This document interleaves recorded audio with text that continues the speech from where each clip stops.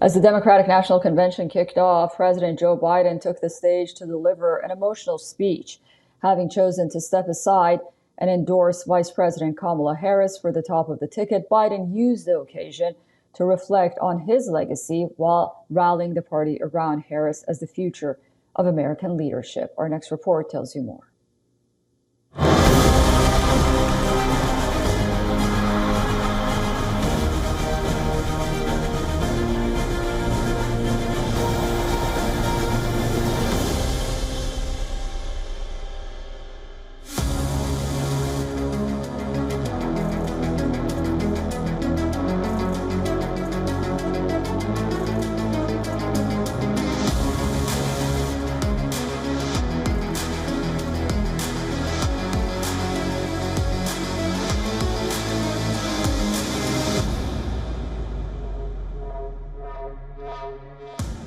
A night to remember. Tears, hugs, and chants of "We Love Joe." A visibly moved Biden addresses the convention, his voice tinged with emotion. I love you. And with a grateful heart, I stand before you now on this August night to report that democracy has prevailed. Democracy has delivered.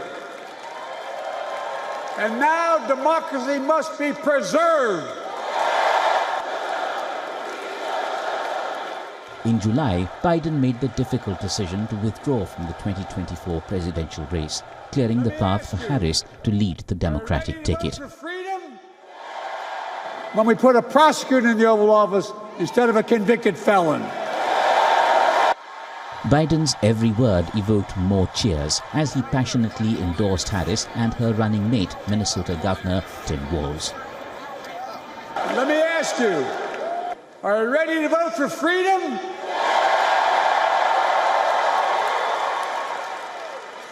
Are you ready to vote for democracy and for America? Let me ask you, are you ready to elect Kamala Harris and Tim Walz? President and Vice President of the United States.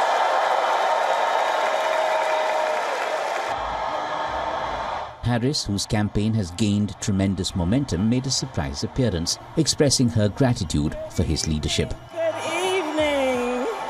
Joe, thank you for your historic leadership, for your lifetime of service to our nation, and for all you will continue to do. We are forever grateful to you.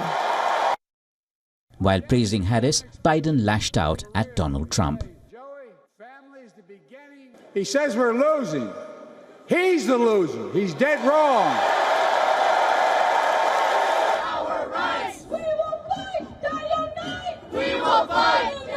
No peace. Biden also briefly addressed the concerns of the pro-Palestinian protesters gathered outside the convention hall, acknowledging their anger and reiterating his commitment to working tirelessly for a ceasefire in Gaza.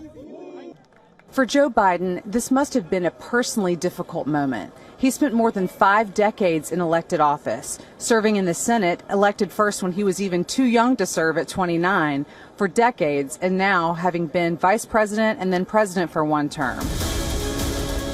The Democratic Party is now looking to the convention to propel Harris towards a decisive showdown with Trump, whom they view as a significant threat to the future of the nation. Bureau Report, WION World is One.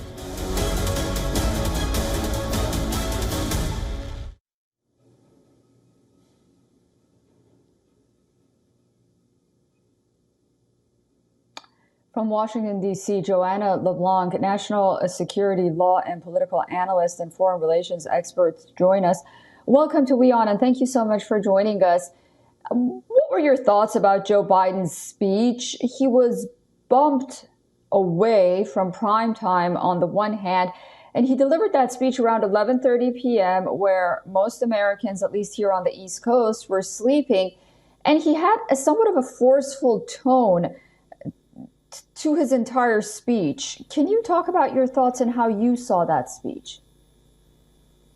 First and foremost, it's always a pleasure joining you and your team, and thank you for covering what is happening in the United States, especially as it relates to the upcoming presidential election. But let me tell you this. I must admit, President Joe Biden's speech was very well delivered, and which was a bit of a shift from what we saw during the debate between he and Mr. Donald Trump, which all of us called a very disastrous debate, even myself as an analyst. But Mr. Biden definitely came back. I mean, his speech was very forceful. He had a lot of energy. He motivated folks. As you're listening, you're inspired, and you kind of get to understand his journey, starting at the age of 29 to where he is today. And another thing that I thought he did really well was he gave Vice President Harris a great deal of respect throughout his speech, and also alluded to many of his successes to her leadership, which is something I think the American people wants to hear, wants to know, because I think the American people are still trying to figure out Vice President Harris's domestic and foreign policy position. But overall, I think that President Joe Biden delivered incredibly well on behalf of the Democratic Party. And your thoughts about Democrats being united more than ever before. We've heard this, but on the other hand, it's hard to not notice that Pennsylvania Governor Josh Shapiro, who was in line to possibly become Kamala Harris's vice presidential nominee, who's Jewish, is not attending the DNC. Barack Obama and President Joe Biden himself, they won't be at the DNC in a couple of days when Kamala Harris decides to accept this nomination. Can you talk about the sense of unity that we're hearing from the Democratic Party? Do you see them as united as they say they are? I think looking on the outside, I think that we do see unity. We saw that when President Biden announced that he was not going to seek re-election. He instead endorsed Vice President Harris to be the nominee. The party fell in line. Ultimately, you have endorsements from President Barack Obama, from a host of governors across the country, and all of the delegates who had initially pledged their support for President Biden have now shifted their support to a Harris ticket. So I think there is a unity. Sorry, I can't hear you. Party.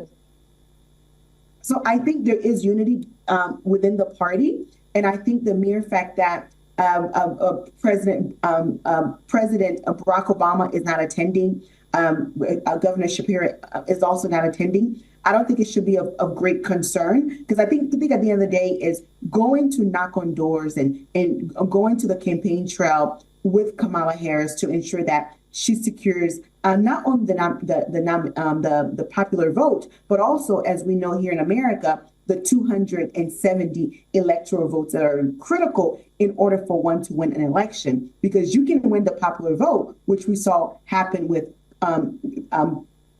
Hillary Clinton in 2016, yet she was not declared the president of the United States. All right, well, we'll be watching very closely. Tonight is another night at the DNC. A lot will happen, and of course, Kamala Harris will ultimately speak on a Thursday. Joanna LeBlanc, thank you so much for joining us on WION. I look forward to speaking to you again very soon. Thank you so much for having me. For all the latest news, download the WION app and subscribe to our YouTube channel.